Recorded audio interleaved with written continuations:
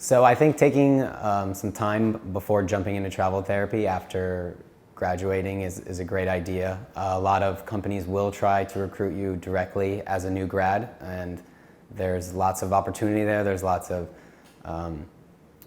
it's a great experience. You get to travel, you make good money doing it, but going right into it as a new grad is not for everybody. I'm not saying it's the worst thing, but I think working a little while at a stable job that can teach you a lot, not just about being an occupational therapist, but about the ins and outs of the careers in general, and focusing on some of the more details that you don't always learn about in school, laws, more ethical things that are very important, and then before jumping into travel therapy, because sometimes you're getting thrown right into these jobs, and if you're not have that little bit of experience you need before knowing what you should and shouldn't be doing, sometimes you could potentially be taken advantage of. So it's a good idea to get some experience before jumping right into the world of travel therapy.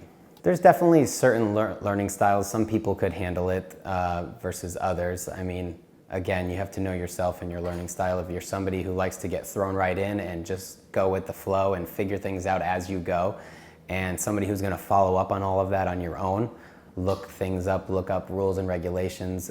Every state has different laws and rules concerning therapists and what they can and can't do. And if you're somebody who has that motivation to do that on your own, then you could potentially to go into that field as a new graduate. But you have to really know yourself and keep in mind if you're that kind of person and can do that, or if you need to maybe get a little experience and ease in to the career.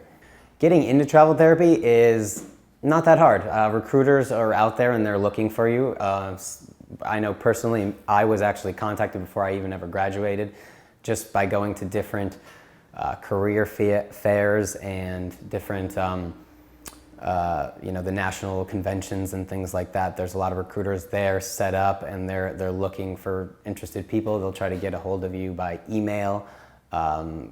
They'll get a hold of you by your college information that they might get through your school, and then a great easy way is just to look them up online. Go in a search, just type in travel therapy, and you'll get a list of different places, and recruiters are eager to get a hold of you. So once your email or your phone number, your information is out there, somehow they get it and they'll get a hold of you. But just keep in mind that not all recruiters are the same.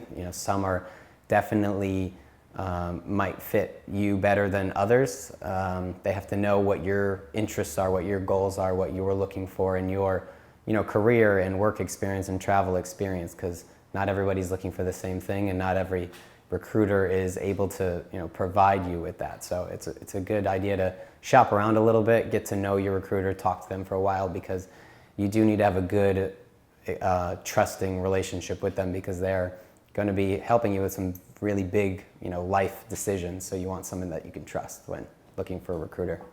My recruiter was great because he was very straightforward in how things were. A lot of recruiters will try to make things seem so much nicer and not as specifics, or they might not give you it straightforward, like this is how it's going to happen, this is how much money you're going to make, this is this is what we've heard about this facility in the past. A lot of times they're just focused on getting you a job, and they'll say whatever really they need to say to get you in there, while others will be straightforward and honest with you and just say, hey, this is how it is, and you get to pick whether you want to do it or not.